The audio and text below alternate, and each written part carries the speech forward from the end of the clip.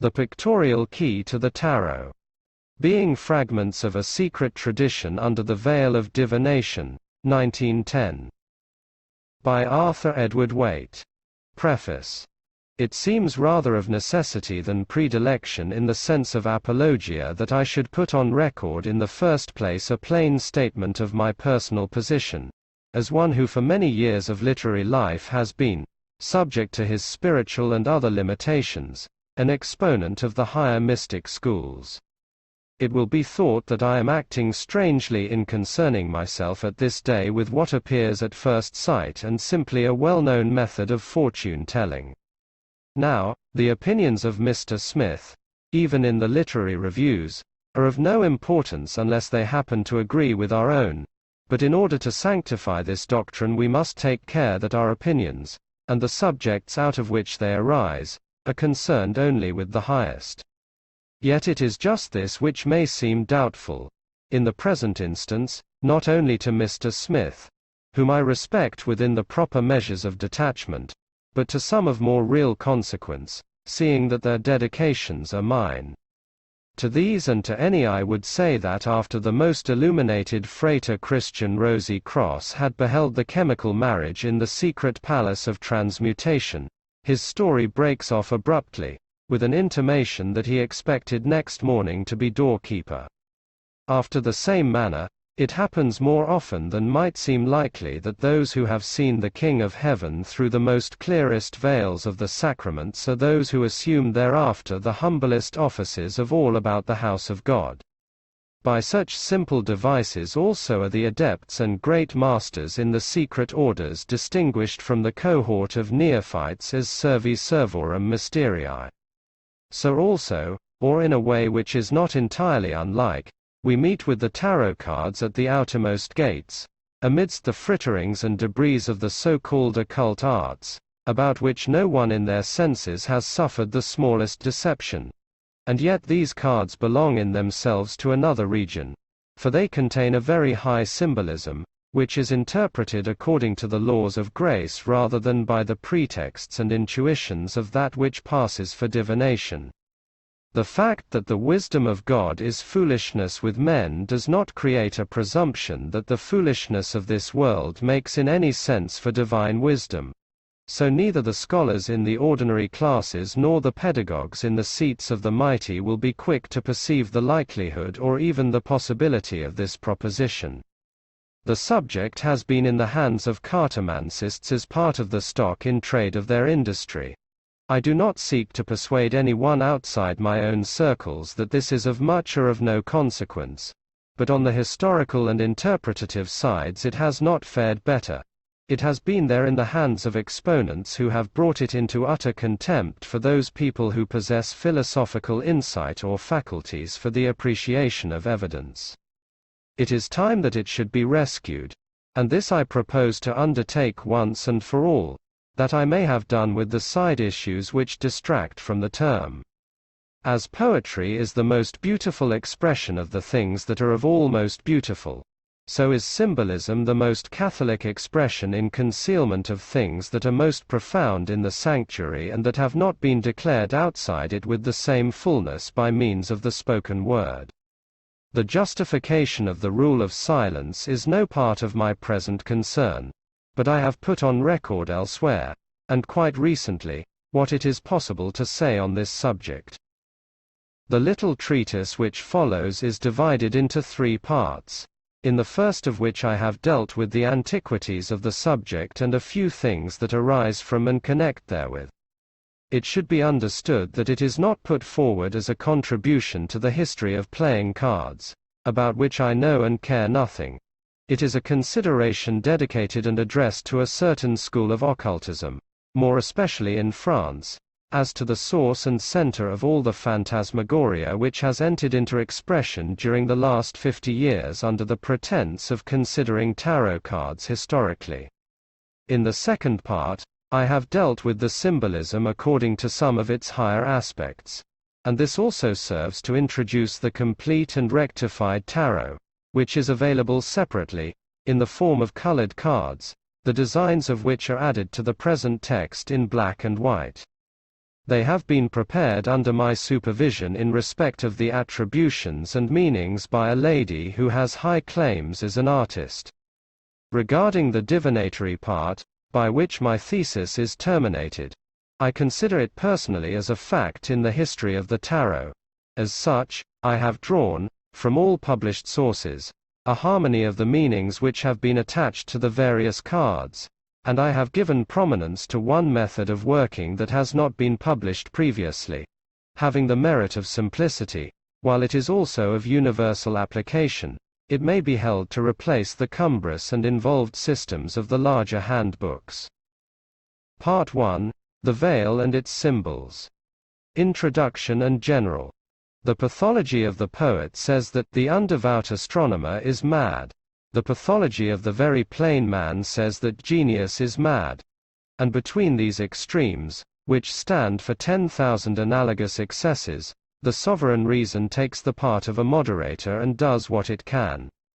I do not think that there is a pathology of the occult dedications, but about their extravagances no one can question, and it is not less difficult than thankless to act as a moderator regarding them. Moreover, the pathology, if it existed, would probably be an empiricism rather than a diagnosis, and would offer no criterion. Now, occultism is not like mystic faculty, and it very seldom works in harmony either with business aptitude in the things of ordinary life or with a knowledge of the canons of evidence in its own sphere. I know that for the high art of ribaldry there are few things more dull than the criticism which maintains that a thesis is untrue, and cannot understand that it is decorative. I know also that after long dealing with doubtful doctrine or with difficult research it is always refreshing, in the domain of this art, to meet with what is obviously of fraud or at least of complete unreason. But the aspects of history, as seen through the lens of occultism, are not as a rule decorative, and have few gifts of refreshment to heal the lacerations which they inflict on the logical understanding. It almost requires a Frater Sapiens Dominabiter Astris in the Fellowship of the Rosy Cross to have the patience which is not lost amidst clouds of folly when the consideration of the tarot is undertaken in accordance with the higher law of symbolism. The true tarot is symbolism. It speaks no other language and offers no other signs. Given the inward meaning of its emblems, they do become a kind of alphabet which is capable of indefinite combinations and makes true sense in all. On the highest plane it offers a key to the mysteries, in a manner which is not arbitrary and has not been read in, but the wrong symbolical stories have been told concerning it, and the wrong history has been given in every published work which so far has dealt with the subject. It has been intimated by 2 or 3 writers that, at least in respect of the meanings, this is unavoidably the case, because few are acquainted with them, while these few hold by transmission under pledges and cannot betray their trust. The suggestion is fantastic on the surface, for there seems a certain anti-climax in the proposition that a particular interpretation of fortune-telling, la de tirer les cartes, can be reserved for sons of the doctrine. The fact remains, notwithstanding, that a secret tradition exists regarding the tarot, and as there is always the possibility that some minor arcana of the mysteries may be made public with a flourish of trumpets, it will be as well to go before the event and to warn those who are curious in such matters that any revelation will contain only a third part of the earth and sea and a third part of the stars of heaven in respect of the symbolism. This is for the simple reason that neither in root matter nor in development has more been put into writing, so that much will remain to be said after any pretended unveiling. The guardians of certain temples of initiation who keep watch over mysteries of this order have therefore no cause for alarm. In my preface to the Tarot of the Bohemians, which, rather by an accident of things, has recently come to be reissued after a long period, I have said what was then possible or seemed most necessary. The present work is designed more especially, as I have intimated, to introduce a rectified set of the cards themselves and to tell the unadorned truth concerning them, so far as this is possible in the outer circles. As regards the sequence of greater symbols, their ultimate and highest meaning lies deeper than the common language of picture or hieroglyph. This will be understood by those who have received some part of the secret tradition. As regards the verbal meanings allocated here to the more important trump cards, they are designed to set aside the follies and impostures of past attributions, to put those who have the gift of insight on the right track, and to take care, within the limits of my possibilities, that they are the truth so far as they go. It is regrettable in several respects that I must confess to certain reservations, but there is a question of honor at issue. Furthermore, between the follies on the one side of those who know nothing of the tradition, yet are in their own opinion the exponents of something called occult science and philosophy, and on the other side between the make-believe of a few writers who have received part of the tradition and think that it constitutes a legal title to scatter dust in the eyes of the world without, I feel that the time has come to say what it is possible to say, so that the effect of current charlatanism and unintelligence may be reduced to a minimum. We shall see in due course that the history of tarot cards is largely of a negative kind, and that, when the issues are cleared by the dissipation of reveries and gratuitous speculations expressed in the terms of certitude, there is in fact no history prior to the 14th century. The deception and self-deception regarding their origin in Egypt, India or China put a lying spirit into the mouths of the first expositors, and the later occult writers have done little more than reproduce the first false testimony in the good faith of an intelligence unawakened to the issues of research.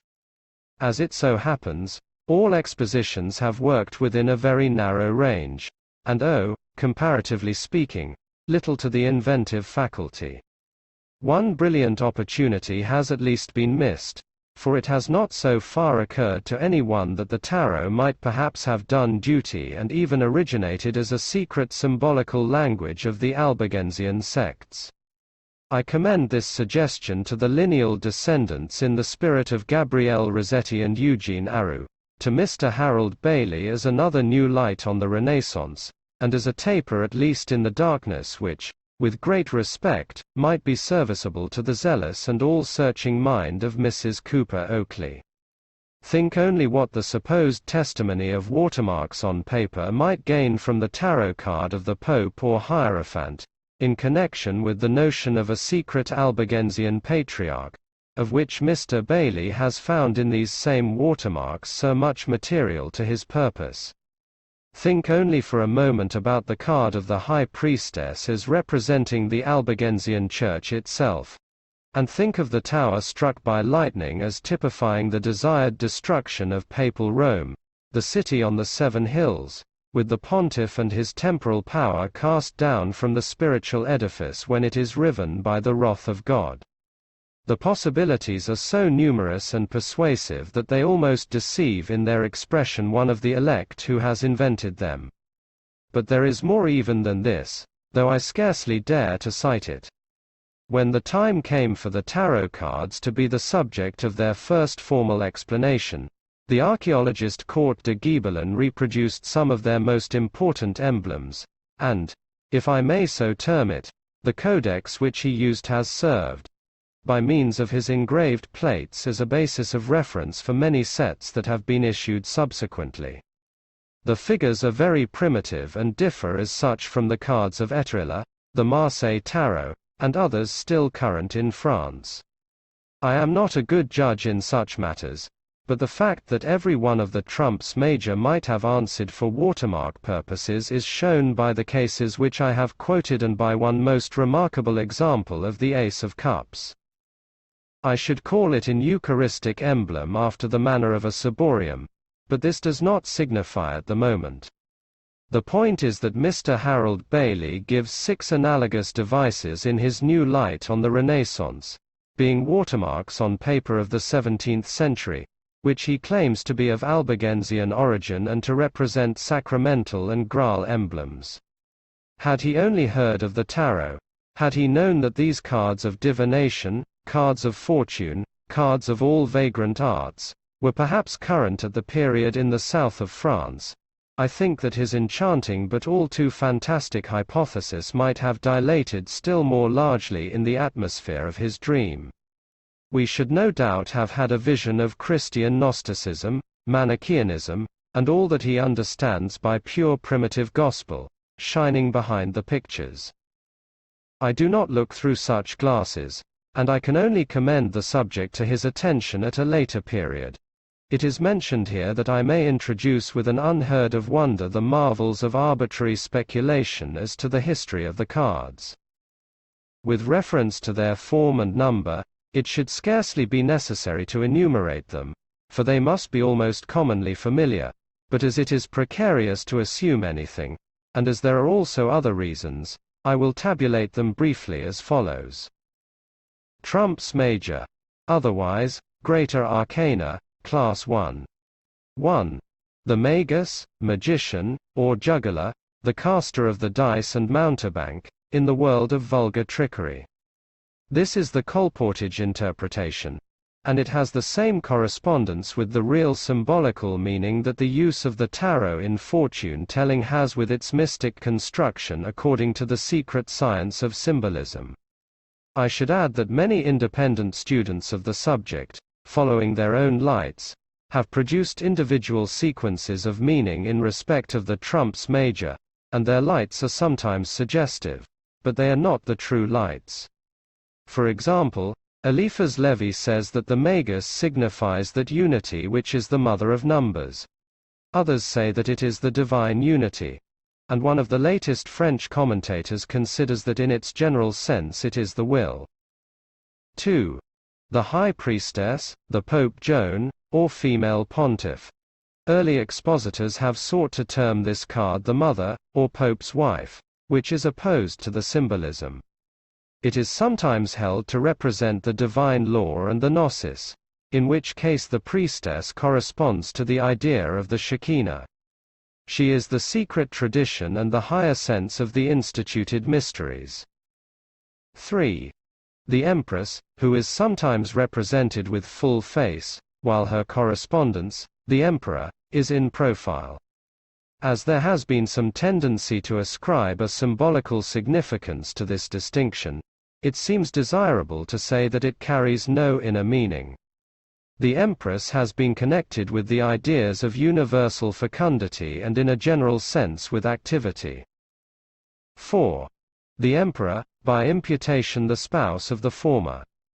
He is occasionally represented as wearing, in addition to his personal insignia, the stars or ribbons of some order of chivalry. I mention this to show that the cards are a medley of old and new emblems. Those who insist upon the evidence of the one may deal, if they can, with the other. No effectual argument for the antiquity of a particular design can be drawn from the fact that it incorporates old material. But there is also none which can be based on sporadic novelties, the intervention of which may signify only the unintelligent hand of an editor or of a late draftsman. 5. The High Priest or Hierophant, called also Spiritual Father, and more commonly and obviously the Pope. It seems even to have been named the Abbot, and then its correspondence, the High Priestess, was the Abbess or Mother of the convent. Both are arbitrary names. The insignia of the figures are papal, and in such case the High Priestess is and can be only the Church, to whom Pope and priests are married by the spiritual rite of ordination. I think, however, that in its primitive form this card did not represent the Roman pontiff. 6. The Lovers or Marriage. This symbol has undergone many variations, as might be expected from its subject.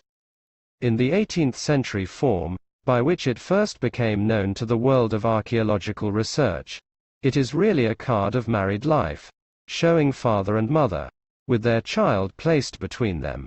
And the pagan Cupid above, in the act of flying his shaft, is, of course, a misapplied emblem. The Cupid is of love beginning rather than of love in its fullness, guarding the fruit thereof. The card is said to have been entitled Simulacrum Fidei, the symbol of conjugal faith, for which the rainbow as a sign of the covenant would have been a more appropriate concomitant. The figures are also held to have signified truth, honor and love, but I suspect that this was, so to speak, the gloss of a commentator moralizing. It has these, but it has other and higher aspects. 7. The chariot. This is represented in some extant codices as being drawn by two sphinxes, and the device is in consonance with the symbolism, but it must not be supposed that such was its original form. The variation was invented to support a particular historical hypothesis. In the 18th century, white horses were yoked to the car. As regards its usual name, the lesser stands for the greater. It is really the king in his triumph, typifying, however, the victory which creates kingship as its natural consequence and not the vested royalty of the fourth card. Court de Ghibelin said that it was Osiris triumphing, the conquering sun in springtime having vanquished the obstacles of winter. We know now that Osiris rising from the dead is not represented by such obvious symbolism. Other animals than horses have also been used to draw the currus triumphalis, as, for example, a lion and a leopard. 8. Fortitude. This is one of the cardinal virtues, of which I shall speak later. The female figure is usually represented as closing the mouth of a lion. In the earlier form, which is printed by Court de Ghibelin, she is obviously opening it. The first alternative is better symbolically, but either is an instance of strength in its conventional understanding, and conveys the idea of mastery. It has been said that the figure represents organic force, moral force and the principle of all force. 9. The hermit, as he is termed in common parlance, stands next on the list. He is also the capuchin, and in more philosophical language the sage. He is said to be in search of that truth which is located far off in the sequence, and of justice which has preceded him on the way. But this is a card of attainment, as we shall see later, rather than a card of quest. It is said also that his lantern contains the light of occult science and that his staff is a magic wand. These interpretations are comparable in every respect to the divinatory and fortune-telling meanings with which I shall have to deal in their turn. The diabolism of both is that they are true after their own manner, but that they miss all the high things to which the greater arcana should be allocated. It is as if a man who knows in his heart that all roads lead to the heights, and that God is at the great height of all, should choose the way of perdition or the way of folly as the path of his own attainment. Eliphas Levi has allocated this card to prudence, but in so doing he has been actuated by the wish to fill a gap which would otherwise occur in the symbolism. The four cardinal virtues are necessary to an ideological sequence like the trumps major, but they must not be taken only in that first sense which exists for the use and consolation of him who in these days of halfpenny journalism is called the man in the street. In their proper understanding they are the correlatives of the counsels of perfection when these have been similarly re-expressed, and they read as follows: a transcendental justice, the counter-equilibrium of the scales, when they have been overweighted so that they dip heavily on the side of God. The corresponding counsel is to use loaded dice when you play for high stakes with Diabolus. The axiom is aut deus, aut nihil. B. Divine ecstasy, as a counterpoise to something called temperance, the sign of which is, I believe, the extinction of lights in the tavern. The corresponding counsel is to drink only of new wine in the kingdom of the Father, because God is all in all. The axiom is that man being a reasonable being must get intoxicated with God. The imputed case in point is Spinoza. C. The state of royal fortitude, which is the state of a tower of ivory and a house of gold. But it is God and not the man who has become turris fortitudinis a facie inimici, and out of that house the enemy has been cast. The corresponding counsel is that a man must not spare himself even in the presence of death, but he must be certain that his sacrifice shall be of any open course the best that will ensure his end. The axiom is that the strength which is raised to such a degree that a man dares lose himself shall show him how God is found, and as to such refuge, dare therefore and learn. D. Prudence is the economy which follows the line of least resistance, that the soul may get back whence it came. It is a doctrine of divine parsimony and conservation of energy, because of the stress, the terror and the manifest impertinences of this life.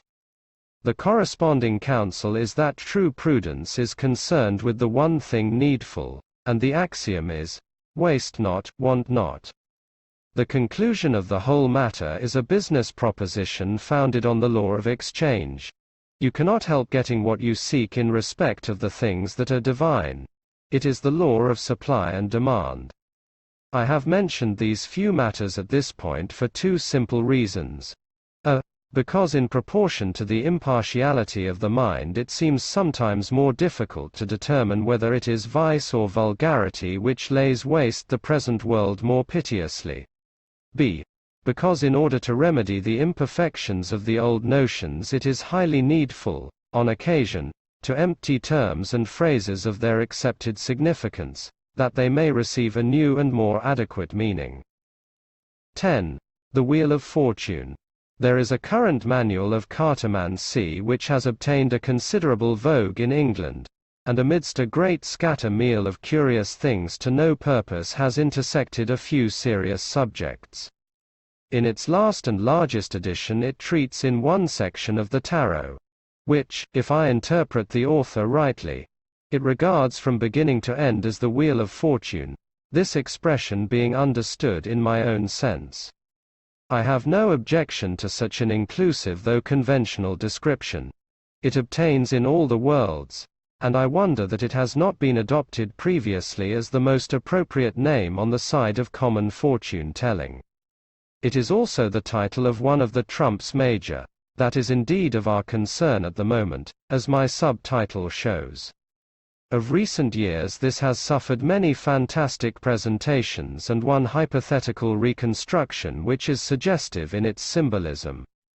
The wheel has 7 radii. In the 18th century the ascending and descending animals were really of nondescript character, one of them having a human head. At the summit was another monster with the body of an indeterminate beast, wings on shoulders and a crown on head. It carried 2 wands in its claws. These are replaced in the reconstruction by a Hermanubis rising with the wheel, a sphinx couchant at the summit and a typhon on the descending side.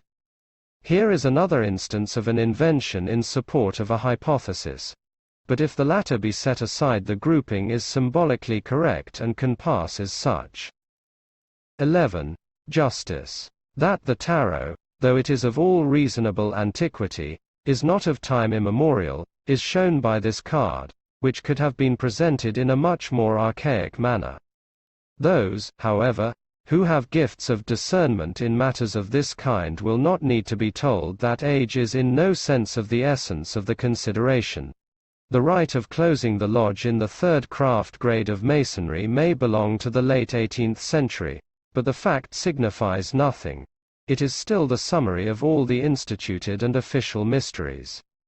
The female figure of the 11th card is said to be Astrea, who personified the same virtue and is represented by the same symbols. This goddess notwithstanding, and notwithstanding the vulgarian Cupid, the tarot is not of Roman mythology, or of Greek either. Its presentation of justice is supposed to be one of the 4 cardinal virtues included in the sequence of greater arcana. But, as it so happens, the 4th emblem is wanting, and it became necessary for the commentators to discover it at all costs. They did what it was possible to do. And yet the laws of research have never succeeded in extricating the missing Persephone under the form of prudence. Court de Gibelin attempted to solve the difficulty by a tour de force, and believed that he had extracted what he wanted from the symbol of the hanged man, wherein he deceived himself. The tarot has, therefore, its justice, its temperance also and its fortitude, but, owing to a curious omission, it does not offer us any type of prudence, though it may be admitted that, in some respects, the isolation of the hermit, pursuing a solitary path by the light of his own lamp, gives, to those who can receive it, a certain high counsel in respect of the via prudentiae. 12. The hanged man.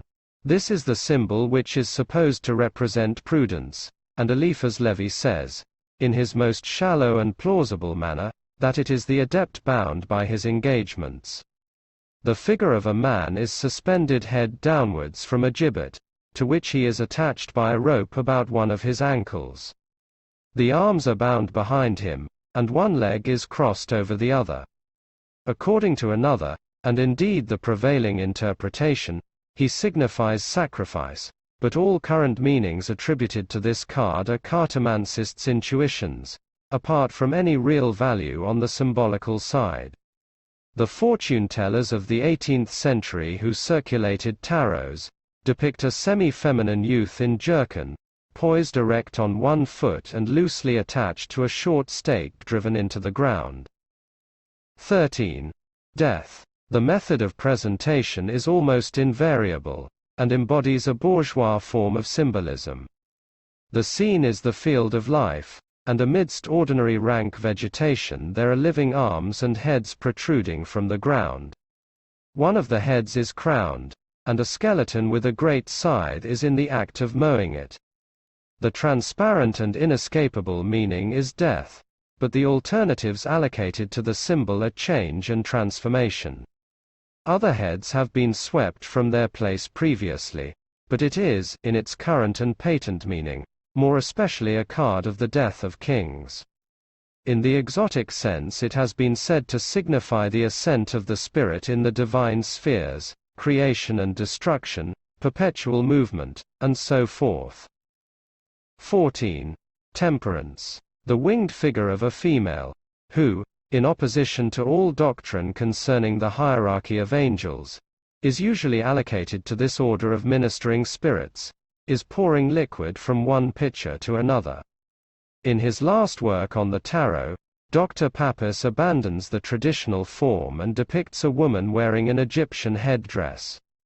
The first thing which seems clear on the surface is that the entire symbol has no especial connection with temperance, and the fact that this designation has always obtained for the card offers a very obvious instance of a meaning behind meaning, which is the title in chief to consideration in respect of the tarot as a whole. 15. The Devil. In the 18th century this card seems to have been rather a symbol of merely animal impudicity. Except for a fantastic headdress, the chief figure is entirely naked. It has bat-like wings, and the hands and feet are represented by the claws of a bird. In the right hand there is a scepter terminating in a sign which has been thought to represent fire.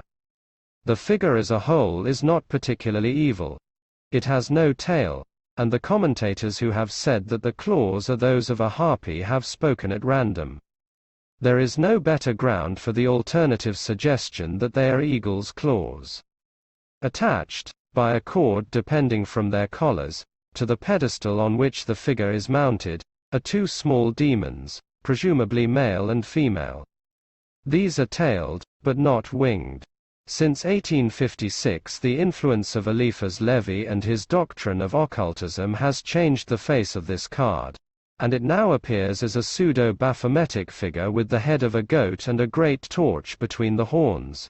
It is seated instead of erect, and in place of the generative organs there is the hermetic caduceus.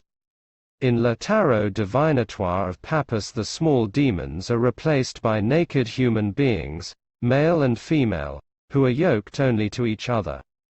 The author may be felicitated on this improved symbolism. 16. The Tower Struck by Lightning. Its alternative titles are Castle of Plutus, God's House and the Tower of Babel. In the last case, the figures falling therefrom are held to be Nimrod and his minister. It is assuredly a card of confusion, and the design corresponds, broadly speaking, to any of the designations except Maison Dieu, unless we are to understand that the house of God has been abandoned and the veil of the temple rent. It is a little surprising that the device has not so far been allocated to the destruction of Solomon's temple, when the lightning would symbolize the fire and sword with which that edifice was visited by the king of the Chaldees.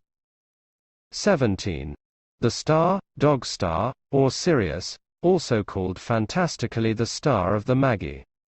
Grouped about it are 7 minor luminaries, and beneath it is a naked female figure, with her left knee upon the earth and her right foot upon the water.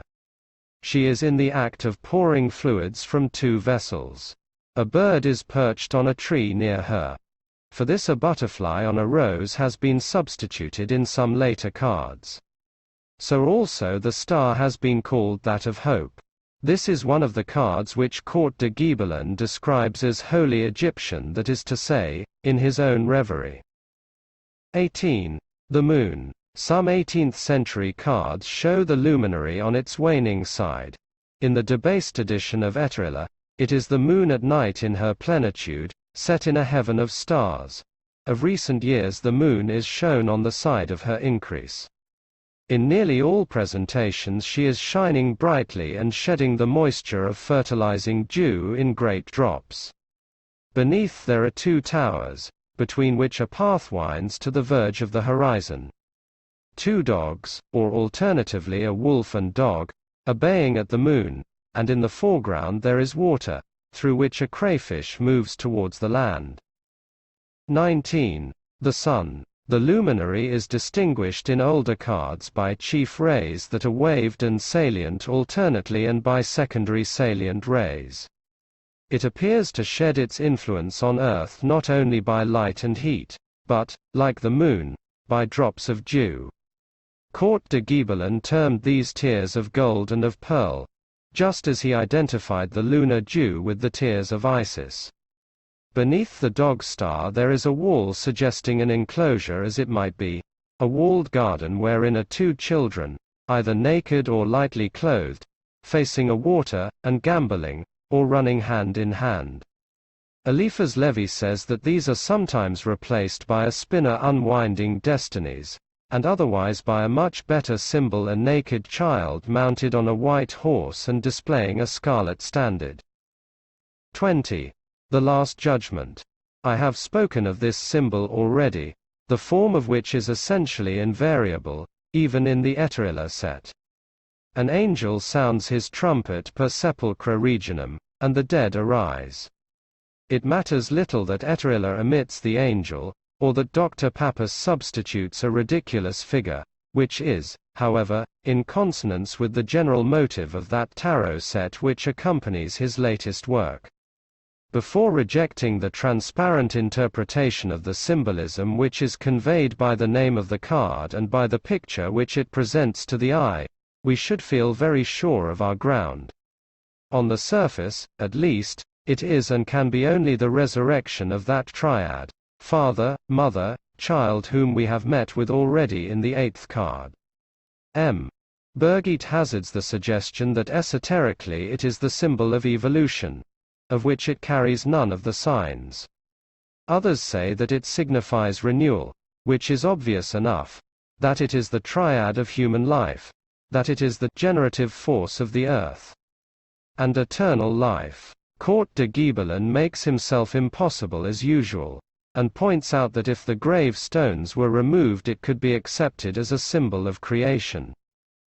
21. Which, however, in most of the arrangements is the cipher card, number nothing, the fool, mate, or unwise man. Court de Gibelin places it at the head of the whole series as the 0 or negative which is presupposed by numeration, and as this is a simpler so also it is a better arrangement. It has been abandoned because in later times the cards have been attributed to the letters of the Hebrew alphabet, and there has been apparently some difficulty about allocating the 0 symbol satisfactorily in a sequence of letters all of which signify numbers.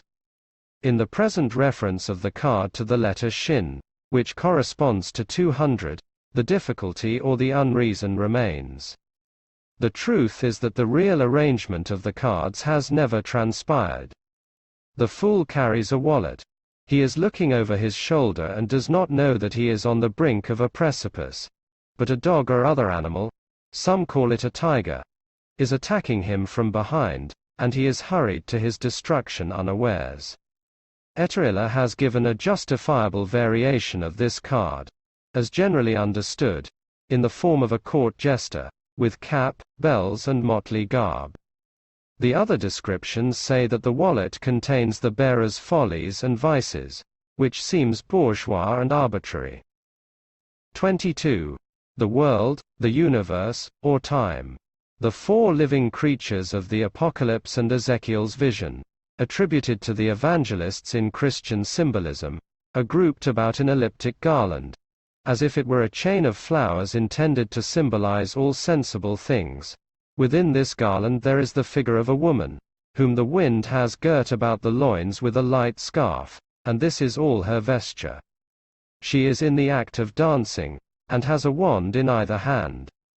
It is eloquent as an image of the swirl of the sensitive life, of joy attained in the body, of the soul's intoxication in the earthly paradise, but still guarded by the divine watchers, as if by the powers and the graces of the holy name, Tetragrammaton, JVHV, those four ineffable letters which are sometimes attributed to the mystical beasts. Eliphas Levi calls the garland a crown, and reports that the figure represents truth. Dr. Pappas connects it with the absolute and the realization of the great work.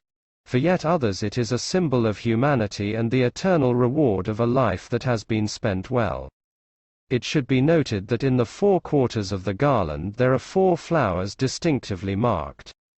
According to P. Christian, the garland should be formed of roses, and this is the kind of chain which Eliphas Levi says is less easily broken than a chain of iron. Perhaps by antithesis, but for the same reason, the iron crown of Peter may he more lightly on the heads of sovereign pontiffs than the crown of gold on kings. The four suits, otherwise, Lesser Arcana, Class 2. The resources of interpretation have been lavished, if not exhausted, on the 22 trumps major, the symbolism of which is unquestionable. There remain the four suits, being wands or scepters, ex hypothesi, in the archaeology of the subject, the antecedents of diamonds in modern cards, cups, corresponding to hearts, swords, which answer to clubs, as the weapon of chivalry is in relation to the peasant's quarter staff or the Alsatian bludgeon, and, finally, pentacles, called also deniers and money, which are the prototypes of spades, in the old as in the new suits. There are 10 numbered cards, but in the tarot there are 4 court cards allocated to each suit. Or a knight in addition to king, queen and knave. The knave is a page, valet, or damoiseau. Most correctly, he is an esquire, presumably in the service of the knight. But there are certain rare sets in which the page becomes a maid of honor, thus pairing the sexes in the tetrad of the court cards.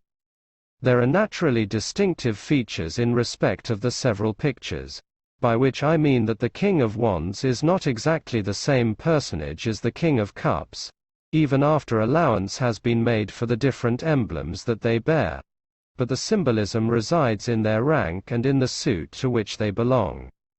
So also the smaller cards, which, until now, have never been issued pictorially in these our modern days, depend on the particular meaning attaching to their numbers in connection with the particular suit. I reserve, therefore, the details of the lesser arcana, till I come to speak in the second part of the rectified and perfected tarot which accompanies this work. The consensus of divinatory meanings attached both to the greater and lesser symbols belongs to the third part. The tarot in history. Our immediate next concern is to speak of the cards in their history, so that the speculations and reveries which have been perpetuated and multiplied in the schools of occult research may be disposed of once and for all, as intimated in the preface hereto. Let it be understood at the beginning of this point that there are several sets or sequences of ancient cards which are only in part of our concern. The Tarot of the Bohemians, by Pappas, which I have recently carried through the press, revising the imperfect rendering, has some useful information in this connection, and, except for the omission of dates and other evidences of the archaeological sense, it will serve the purpose of the general reader. I do not propose to extend it in the present place in any manner that can be called considerable, but certain additions are desirable, and so also is a distinct mode of presentation. Among ancient cards which are mentioned in connection with the tarot, there are firstly those of Baldini, which are the celebrated set attributed by tradition to Andrea Mantegna, though this view is now generally rejected. Their date is supposed to be about 1470, and it is thought that there are not more than 4 collections extant in Europe. A copy or reproduction referred to 1485 is perhaps equally rare. A complete set contains 50 numbers, divided into 5 deaneries or sequences of 10 cards each.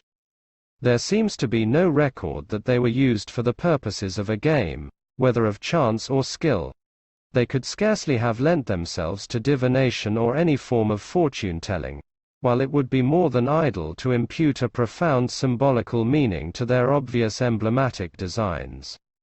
The first deanery embodies conditions of life, as follows: I, the beggar; 2, the knave; 3, the artisan; 4, the merchant; 5, the noble; 6, the knight; 7, the doge; 8, the king; 9, the emperor; 10, the pope.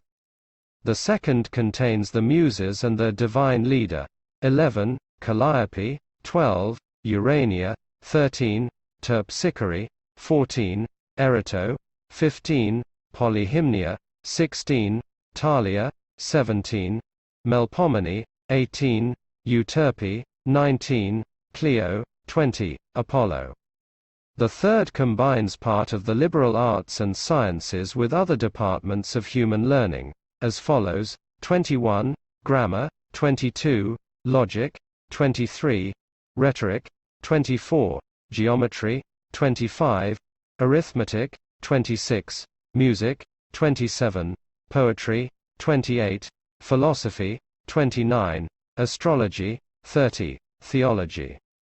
The fourth deanery completes the liberal arts and enumerates the virtues: 31, Astronomy; 32, Chronology; 33, Cosmology; 34, Temperance; 35, Prudence; 36, Strength; 37, Justice; 38, Charity; 39, Hope; 40, Faith.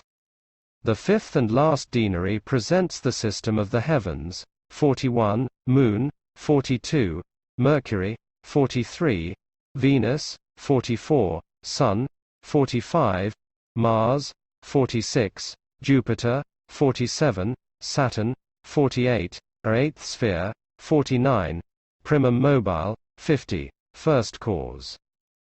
We MNST set aside the fantastic attempts to extract complete tarot sequences out of these deaneries. We must forbear from saying, for example, that the conditions of life correspond to the trumps major, the muses to pentacles, the arts and sciences to cups, the virtues, etc., to scepters, and the conditions of life to swords. This kind of thing can be done by a process of mental contortion, but it has no place in reality.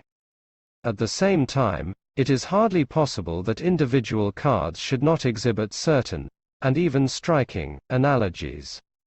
The Baldini king, knight and knave suggest the corresponding court cards of the minor arcana.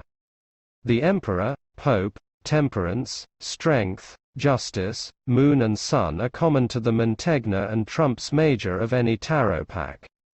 Predisposition has also connected the beggar and fool, Venus and the star, Mars and the chariot, Saturn and the hermit, even Jupiter, or alternatively the first cause, with the tarot card of the world. 1 But the most salient features of the trumps major are wanting in the Mantegna set, and I do not believe that the ordered sequence in the latter case gave birth, as it has been suggested, to the others.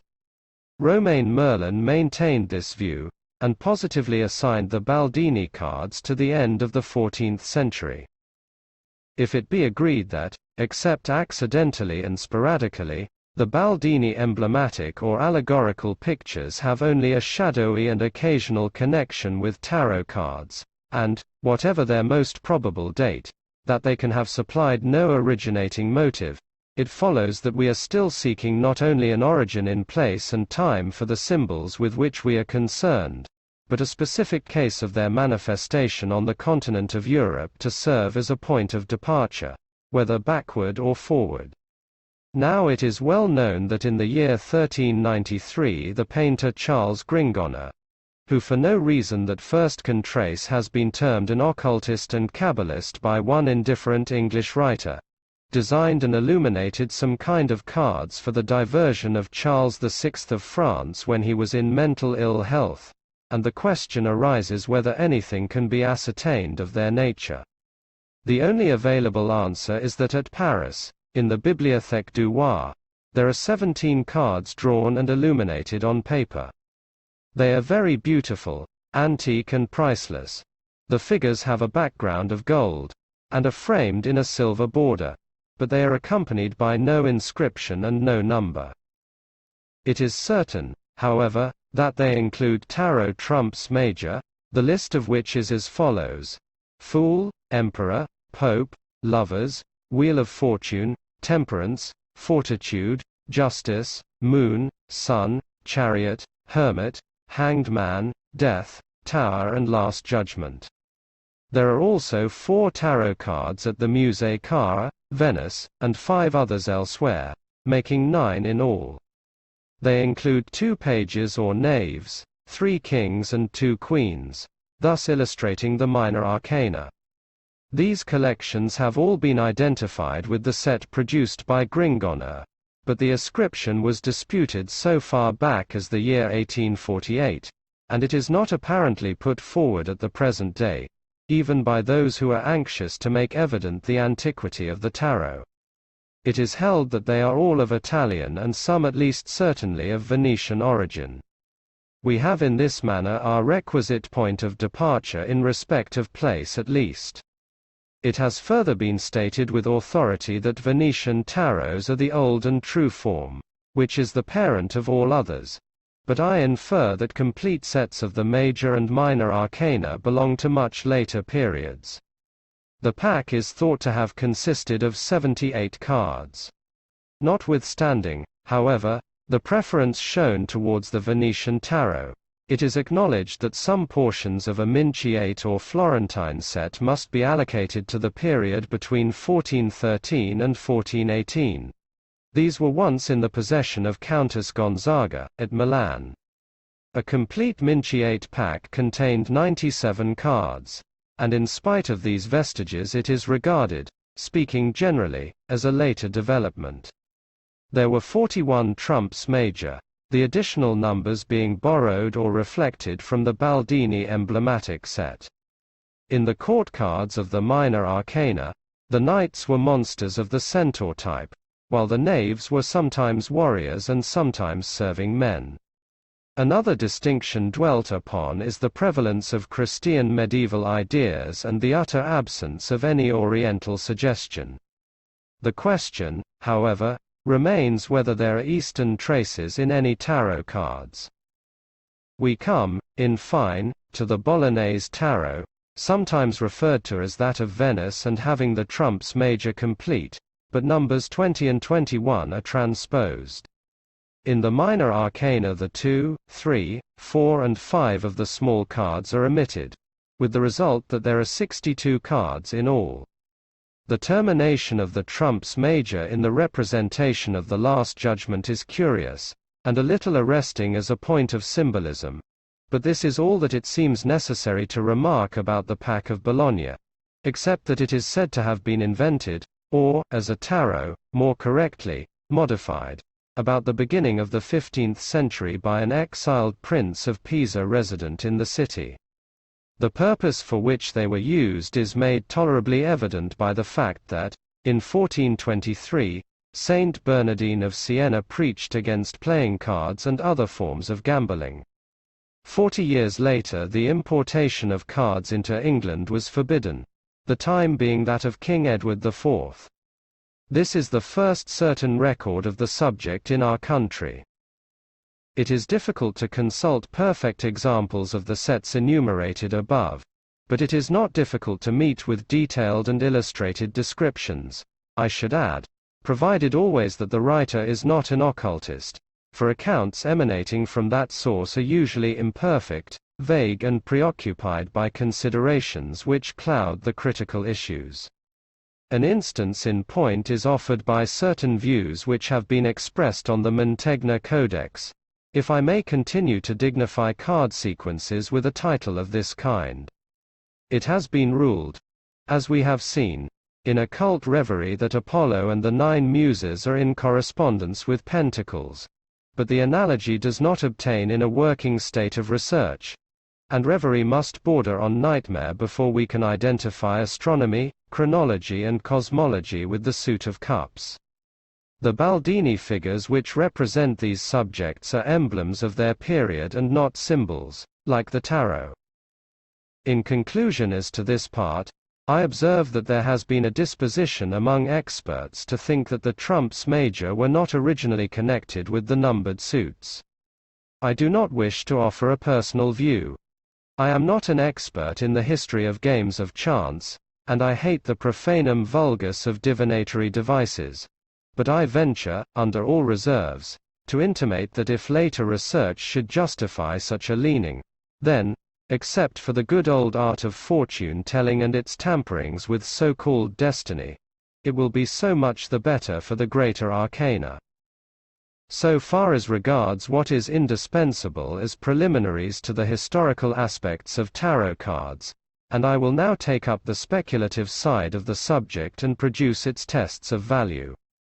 In my preface to the Tarot of the Bohemians I have mentioned that the first writer who made known the fact of the cards was the archaeologist Court de Gibelin, who, just prior to the French Revolution, occupied several years in the publication of his Monde Primitif, which extended to 9 quarto volumes. He was a learned man of his epoch, a high-grade Mason, a member of the Historical Lodge of the Philalades, and a virtuoso with a profound and lifelong interest in the debate on universal antiquities before a science of the subject existed. Even at this day, his memorials and dissertations, collected under the title which I have quoted, are worth possessing. By an accident of things, he became acquainted with the tarot when it was quite unknown in Paris, and at once conceived that it was the remnants of an Egyptian book. He made inquiries concerning it and ascertained that it was in circulation over a considerable part of Europe, Spain, Italy, Germany and the south of France. It was in use as a game of chance or skill, after the ordinary manner of playing cards, and he ascertained further how the game was played. But it was in use also for the higher purpose of divination or fortune-telling, and with the help of a learned friend he discovered the significance attributed to the cards, together with the method of arrangement adopted for this purpose.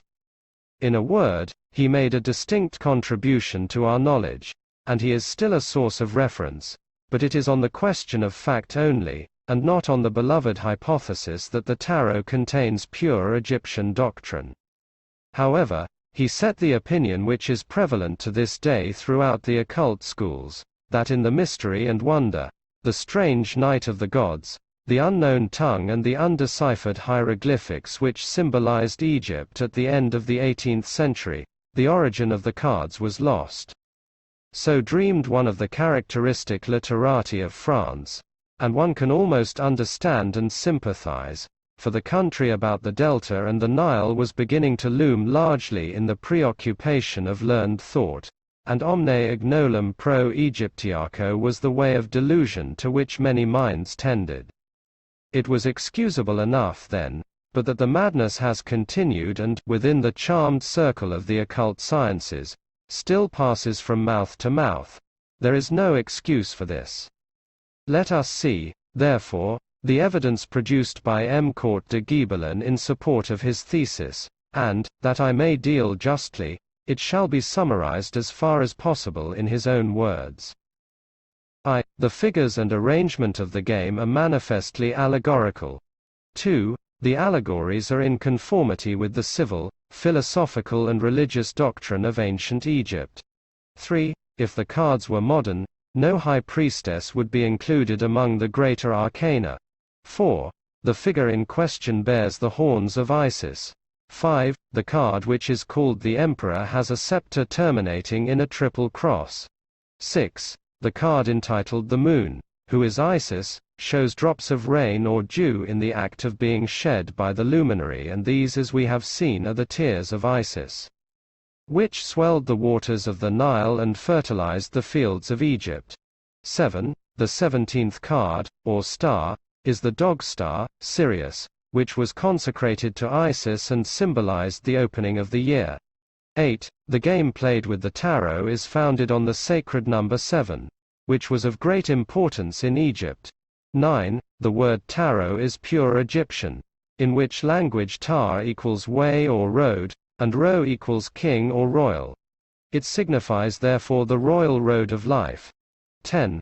Alternatively, it is derived from A equals Doctrine, Rosh equals Mercury equals Thoth, and the article T.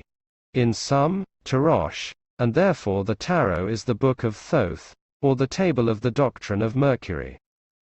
Such is the testimony, it being understood that I have set aside several casual statements, for which no kind of justification is produced. These, therefore, are 10 pillars which support the edifice of the thesis, and the same are pillars of sand. The tarot is, of course, allegorical. That is to say, it is symbolism, but allegory and symbol are Catholic. Of all countries, nations and times they are not more Egyptian than Mexican, they are of Europe and Cathay, of Tibet beyond the Himalayas and of the London gutters. As allegory and symbol, the cards correspond to many types of ideas and things. They are universal and not particular. And the fact that they do not especially and peculiarly respond to Egyptian doctrine, religious, philosophical or civil, is clear from the failure of Court de Gibelin to go further than the affirmation.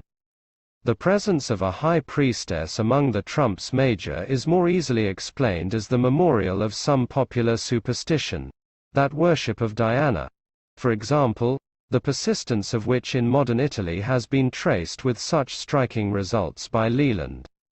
We have also to remember the universality of horns in every cultus, not excepting that of Tibet. The triple cross is preposterous as an instance of Egyptian symbolism. It is the cross of the Patriarchal See, both Greek and Latin, of Venice, of Jerusalem, for example, and it is the form of signing used to this day by the priests and laity of the Orthodox Rite. I pass over the idle allusion to the tears of Isis, because other occult writers have told us that they are Hebrew gods. As regards the 17th card, it is the star Sirius or another, as predisposition pleases. The number 7 was certainly important in Egypt, and any treatise on numerical mysticism will show that the same statement applies everywhere, even if we elect to ignore the 7 Christian sacraments and the gifts of the Divine Spirit. Finally, as regards the etymology of the word tarot, it is sufficient to observe that it was offered before the discovery of the Rosetta Stone and when there was no knowledge of the Egyptian language. The thesis of Court de Gibelin did not suffer to repose undisturbed in the mind of the age, appealing to the learned exclusively by means of a quarto volume. It created the opportunity of tarot cards in Paris, as the center of France and all things French in the universe. The suggestion that divination by cards had behind it the unexpected warrants of ancient hidden science, and that the root of the whole subject was in the wonder and mystery of Egypt, reflected thereon almost a divine dignity. Out of the purlieus of occult practices cartomancy emerged into fashion and assumed for the moment almost pontifical vestures. The first to undertake the role of bateleur, magician and juggler, was the illiterate but zealous adventurer, Aliette.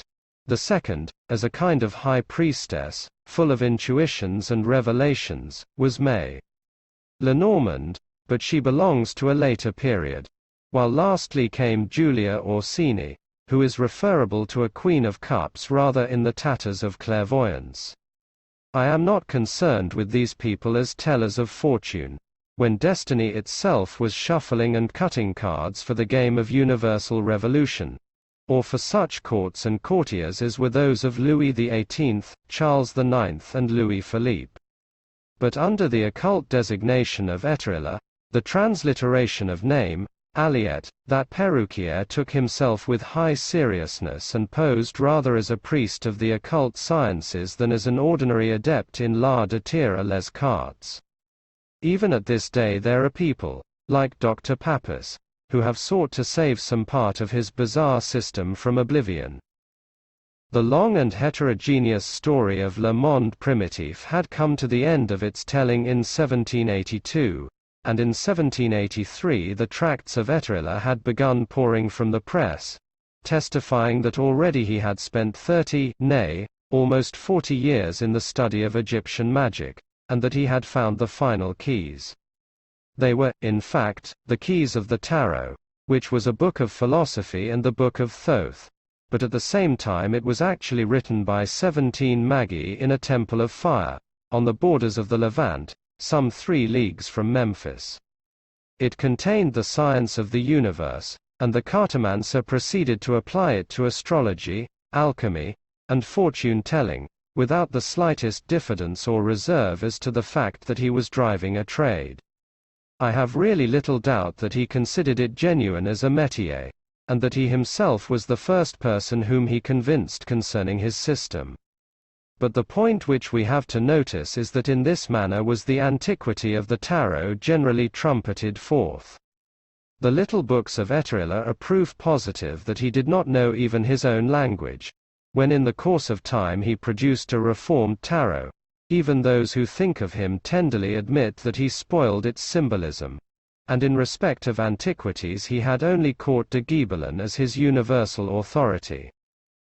The cartomancists succeeded one another in the manner which I have mentioned, and of course there were rival adepts of these less than least mysteries, but the scholarship of the subject, if it can be said to have come into existence, reposed after all in the quarto of Court de Gibelin for something more than 60 years. On his authority, there is very little doubt that everyone who became acquainted, by theory or practice, by casual or special concern, with the question of tarot cards, accepted their Egyptian character. It is said that people are commonly taken at their own valuation, and, following as it does the line of least resistance, the unsolicited general mind assuredly accepts archaeological pretensions in the sense of their own daring and of those who put him forward. The first who appeared to reconsider the subject with some presumptive titles to a hearing was the French writer Duchesne, but I am compelled to pass him over with a mere reference, and saw also some interesting research on the general subject of playing cards by Singer in England. The latter believed that the old Venetian game called trappola was the earliest European form of card playing, that it was of Arabian origin, and that the 52 cards used for the purpose derived from that region. I do not gather that any importance was ever attached to this view. Duchesne and Singer were followed by another English writer, W. A. Chatto, who reviewed the available facts and the cloud of speculations which had already arisen on the subject. This was in 1848, and his work has still a kind of standard authority, but, after every allowance for a certain righteousness attributable to the independent mind, it remains indifferent and even a poor performance. It was, however, characteristic in its way of the approaching middle night of the 19th century. Chatto rejected the Egyptian hypothesis, but as he was at very little pains concerning it, he would scarcely be held to displace Court de Gibelin if the latter had any firm ground beneath his hypothesis. In 1854 another French writer, Boiteau, took up the general question, maintaining the Oriental origin of tarot cards, though without attempting to prove it. I am not certain, but I think that he is the first writer who definitely identified them with the gypsies. For him, however, the original gypsy home was in India, and Egypt did not therefore enter into his calculation. In 1860 there arose Eliphas Levi, a brilliant and profound illuminae whom it is impossible to accept, and with whom it is even more impossible to dispense. There was never a mouth declaring such great things. Of all the Western voices which have proclaimed or interpreted the science called occult and the doctrine called magical, I suppose that, fundamentally speaking, he cared as much and as little as I do for the phenomenal part.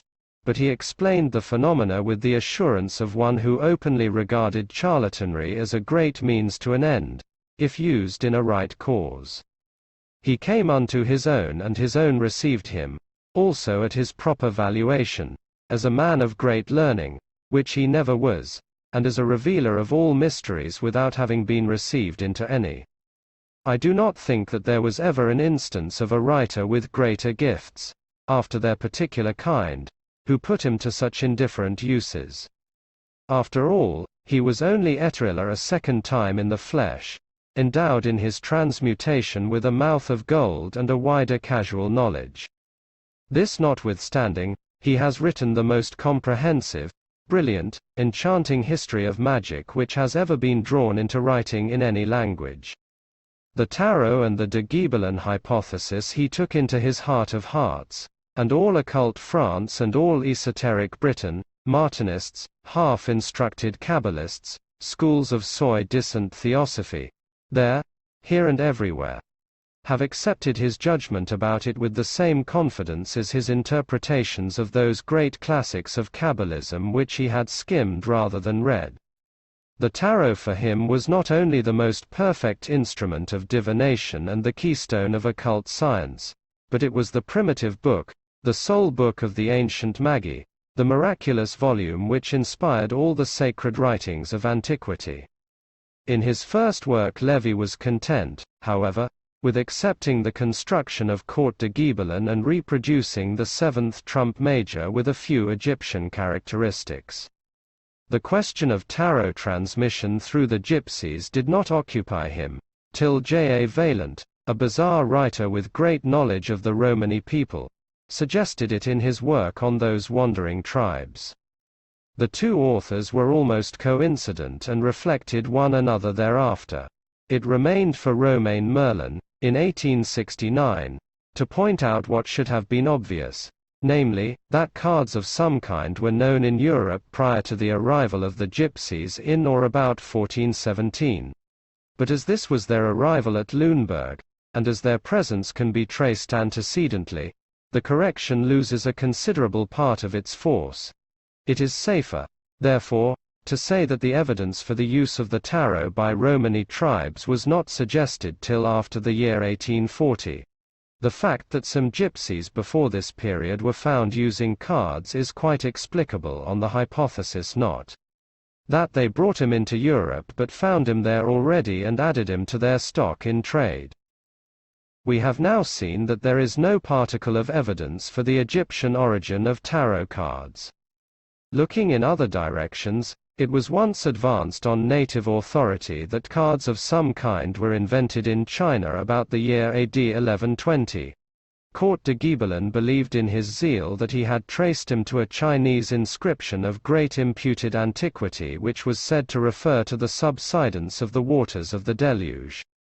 The characters of this inscription were contained in 77 compartments, and this constitutes the analogy. India had also its tablets, whether cards or otherwise, and these have suggested similar slender similitudes.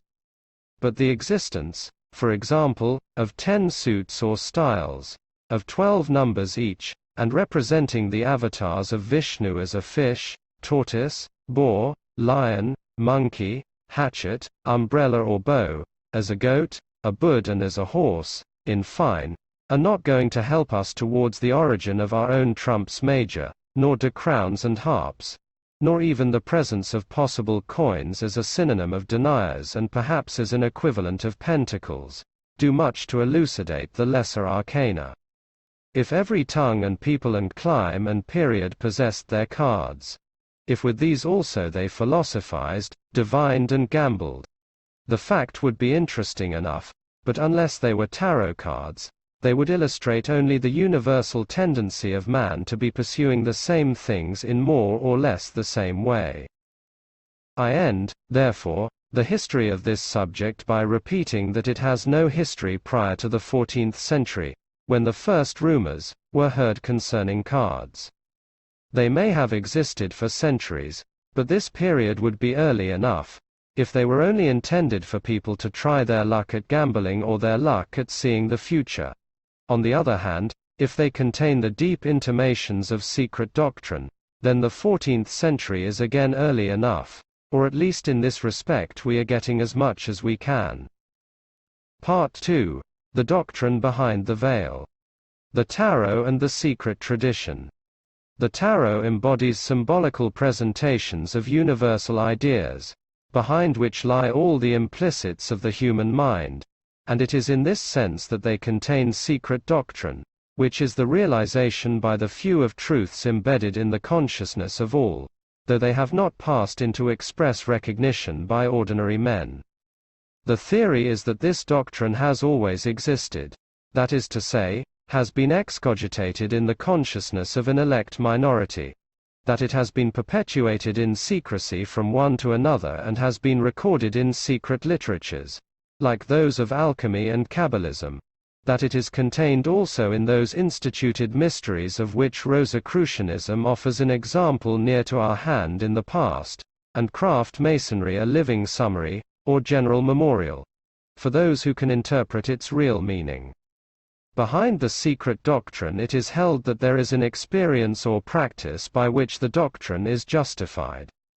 It is obvious that in a handbook like the present I can do little more than state the claims, which, however, have been discussed at length in several of my other writings, while it is designed to treat two of its more important phases in books devoted to the secret tradition in Freemasonry and in Hermetic literature. As regards tarot claims, it should be remembered that some considerable part of the imputed secret doctrine has been presented in the pictorial emblems of alchemy, so that the imputed Book of Thoth is in no sense a solitary device of this emblematic kind. Now, alchemy had two branches, as I have explained fully elsewhere, and the pictorial emblems which I have mentioned are common to both divisions. Its material side is represented in the strange symbolism of the Mutu's Liber, printed in the great folios of Mangatus. There the process for the performance of the great work of transmutation is depicted in 14 copper plate engravings, which exhibit the different stages of the matter in the various chemical vessels. Above these vessels there are mythological, planetary, solar and lunar symbols, as if the powers and virtues which according to Hermetic teaching, preside over the development and perfection of the metallic kingdom were intervening actively to assist the two operators who are toiling below. The operators, curiously enough, are male and female. The spiritual side of alchemy is set forth in the much stranger emblems of the Book of Lamspring, and of this I have already given a preliminary interpretation, to which the reader may be referred. Point 2. The tract contains the mystery of what is called the mystical or arch-natural elixir, being the marriage of the soul and the spirit in the body of the adept philosopher and the transmutation of the body as the physical result of this marriage. I have never met with more curious intimations than in this one little work. It may be mentioned as a point of fact that both tracts are very much later in time than the latest date that could be assigned to the general distribution of tarot cards in Europe by the most drastic form of criticism. They belong respectively to the end of the 17th and 16th centuries. As I am not drawing here on the font of imagination to refresh that of fact and experience, I do not suggest that the tarot set the example of expressing secret doctrine in pictures and that it was followed by Hermetic writers, but it is noticeable that it is perhaps the earliest example of this art. It is also the most Catholic, because it is not, by attribution or otherwise, a derivative of any one school or literature of occultism. It is not of alchemy or Kabbalism or astrology or ceremonial magic. But, as I have said, It is the presentation of universal ideas by means of universal types, and it is in the combination of these types, if anywhere, that it presents secret doctrine.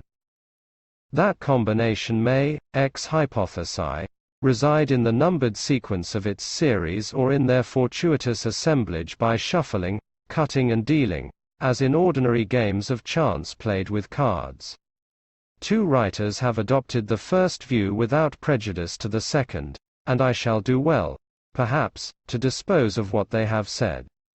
Mr. MacGregor Mathers, who once published a pamphlet on the tarot, which was in the main devoted to fortune-telling, suggested that the 22 trumps major could be constructed, following their numerical order, into what he called a connected sentence. It was, in fact, the heads of a moral thesis on the human will, its enlightenment by science, represented by the magician, its manifestation by action, a significance attributed to the high priestess, its realization, the empress, in deeds of mercy and beneficence, which qualities were allocated to the emperor. He spoke also in the familiar conventional manner of prudence, fortitude, sacrifice, hope and ultimate happiness. But if this were the message of the cards, it is certain that there would be no excuse for publishing them at this day or taking the pains to elucidate them at some length. In his Tarot of the Bohemians, a work written with zeal and enthusiasm, sparing no pains of thought or research within its particular lines but unfortunately without real insight, drive, Pappas has given a singularly elaborate scheme of the trumps major. It depends, like that of Mr. Mathers, from the numerical sequence, but exhibits their interrelation in the divine world, the macrocosm and microcosm.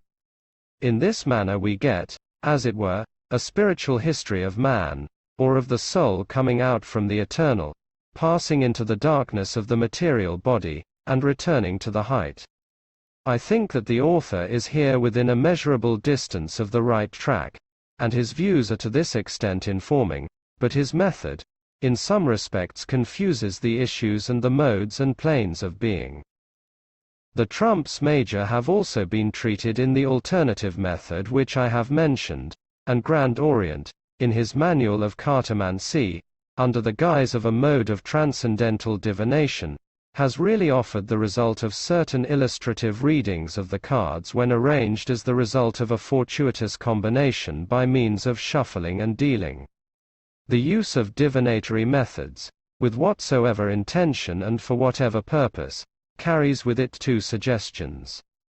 It may be thought that the deeper meanings are imputed rather than real, but this is disposed of by the fact of certain cards, like the magician, the high priestess, the wheel of fortune, the hanged man, the tower or maison Dieu, and several others, which do not correspond to conditions of life, arts, sciences, virtues, or the other subjects contained in the deaneries of the Baldini emblematic figures. They are also proof positive that obvious and natural moralities cannot explain the sequence. Such cards testify concerning themselves after another manner.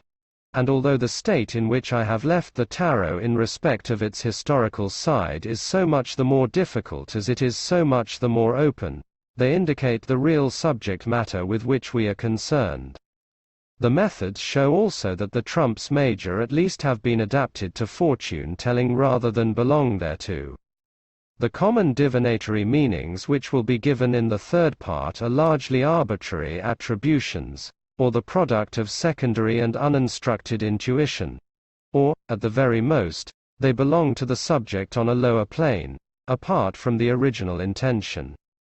If the tarot were of fortune-telling in the root matter thereof, we should have to look in very strange places for the motive which devised it, to witchcraft and the Black Sabbath, rather than any secret doctrine. The two classes of significance which are attached to the tarot in the superior and inferior worlds, and the fact that no occult or other writer has attempted to assign anything but a divinatory meaning to the minor arcana, justify in yet another manner the hypothesis that the two series do not belong to one another.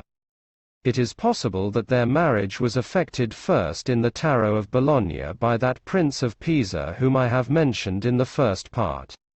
It is said that his device obtained for him public recognition and reward from the city of his adoption, which would scarcely have been possible, even in those fantastic days, for the production of a tarot which only omitted a few of the small cards. But as we are dealing with a question of fact which has to be accounted for somehow, it is conceivable that a sensation might have been created by a combination of the minor and gambling cards with the philosophical set, and by the adaptation of both to a game of chance. Afterwards it would have been further adapted to that other game of chance which is called fortune-telling. It should be understood here that I am not denying the possibility of divination, but I take exception as a mystic to the dedications which bring people into these paths, as if they had any relation to the mystic quest. The tarot cards which are issued with the small edition of the present work, that is to say, with the key to the tarot, have been drawn and colored by Miss Pamela Coleman Smith, and will, I think, be regarded as very striking and beautiful, in their design alike and execution. They are reproduced in the present enlarged edition of the key as a means of reference to the text. They differ in many important respects from the conventional archaisms of the past and from the wretched products of colportage which now reach us from Italy, and it remains for me to justify their variations so far as the symbolism is concerned. That for once in modern times I present a pack which is the work of an artist does not, I presume, call for apology, even to the people, if any remain among us, who used to be described and to call themselves very occult. If any one will look at the gorgeous tarot valet or knave who is emblazoned on one of the page plates of Chatto's Facts and Speculations concerning the history of playing cards, he will know that Italy in the old days produced some splendid packs. I could only wish that it had been possible to issue the restored and rectified cards in the same style and size. Such a course would have done fuller justice to the designs, but the result would have proved unmanageable for those practical purposes which are connected with cards, and for which allowance must be made, whatever my views thereon. For the variations in the symbolism by which the designs have been effected, I alone am responsible. In respect of the major arcana, they are sure to occasion criticism among students, actual and imputed. I wish therefore to say, within the reserves of courtesy and la haute convenance belonging to the fellowship of research, that I care nothing utterly for any view that may find expression. There is a secret tradition concerning the tarot, as well as a secret doctrine contained therein. I have followed some part of it without exceeding the limits which are drawn about matters of this kind and belong to the laws of honor. This tradition has two parts, and as one of them has passed into writing it seems to follow that it may be betrayed at any moment, which will not signify, because the second, as I have intimated, has not so passed at present and is held by very few indeed. The purveyors of spurious copy and the traffickers in stolen goods may take note of this point, if they please. I ask, moreover, to be distinguished from 2 or 3 writers in recent times who have thought fit to hint that they could say a good deal more if they liked, for we do not speak the same language, but also from anyone who, now or hereafter, may say that she or he will tell all, because they have only the accidents and not the essentials necessary for such disclosure. If I have followed on my part the counsel of Robert Burns, by keeping something to myself which I scarcely tell to any, I have still said as much as I can. It is the truth after its own manner, and as much as may be expected or required in those outer circles where the qualifications of special research cannot be expected. In regard to the minor arcana, they are the first in modern but not in all times to be accompanied by pictures, in addition to what is called the pips, that is to say, the devices belonging to the numbers of the various suits. These pictures respond to the divinatory meanings, which have been drawn from many sources. To sum up, therefore, the present division of this key is devoted to the trumps major. it elucidates their symbols in respect of the higher intention and with reference to the designs in the pack. The third division will give the divinatory significance in respect of the 78 tarot cards, and with particular reference to the designs of the minor arcana. It will give, in fine, some modes of use for those who require them, and in the sense of the reason which I have already explained in the preface. That which hereinafter follows should be taken, for purposes of comparison, in connection with the general description of the old tarot trumps in the first part. There it will be seen that the 0 card of the Fool is allocated, as it always is, to the place which makes it equivalent to the number 21. The arrangement is ridiculous on the surface, which does not much signify, but it is also wrong on the symbolism, nor does this fare better when it is made to replace the 22nd point of the sequence. Etrilla recognized the difficulties of both attributions, but he only made bad worse by allocating the Fool to the place which is usually occupied by the Ace of Pentacles as the last of the whole tarot series. This rearrangement has been followed by Papus recently in Le Tarot Divinatoire, where the confusion is of no consequence, as the findings of fortune-telling depend upon fortuitous positions and not upon essential place in the general sequence of cards. I have seen yet another allocation of the 0 symbol, which no doubt obtains in certain cases, but it fails on the highest planes, and for our present requirements it would be idle to carry the examination further.